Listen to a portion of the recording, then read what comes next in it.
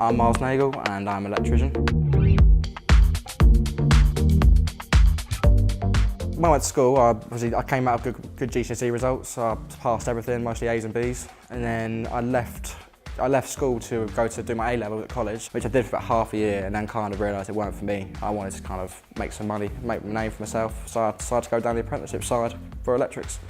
So yeah, so when I was younger, probably from I'd say 10 onwards, so I was working with my dad on our houses, sort of, and it was big, not small work, it was like extensions. So I was really mucking in with him because it was just me and him and my mum doing it. And then yeah, just carried on from there really. So I've done a bit of everything, and electrics really was the one that stood out for me that I enjoyed the most. It was one you have to think a lot for. Everything else seems to be a bit of a skill thing. With electrics, you've got to get there, think about what you're doing, plan it. So there's a lot more to it, I think, than most other trades.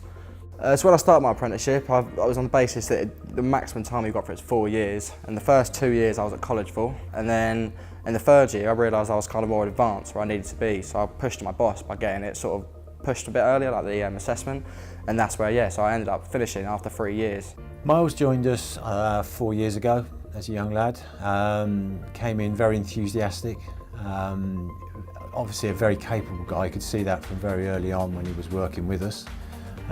He's excelled at college. You know, you look at his college reports, been excellent. He's also taken on further responsibility during his apprenticeship on his own back.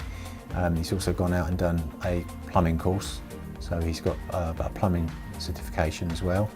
He's also taken on the inspection and testing course, which he's passed, and I believe he's one of the youngest people to have done that in the region. And yeah, he's a very, very capable young man, and he's got a great future ahead of him. Mainly all the sparks I've worked with individually, they've all taught me different elements, and I've been taught different ways to do things, and it gives me a chance to decide which way I prefer to do things better. And without the blokes I've worked with, I wouldn't have been able to get to the stage I am. You need the training, and that's the best thing about the apprenticeship. As long as you're with a good company like I was with Lowe & Oliver, and you're with a good training provider like JTL, they're the ones who help you through it. They'll make sure, and you've got someone to rely on. So if you're not getting the training you feel like you should be getting, you have someone to speak to about that, who's not necessarily your boss or paying your bills, and who can keep things confident if you need to. What's good about Myles is he sets himself out from the others. He applies himself well, he listens, he's eager to learn, and he's very, very capable of taking things on quickly, and his skills are very, very good for someone of his age, and he's very, very quick on the uptake.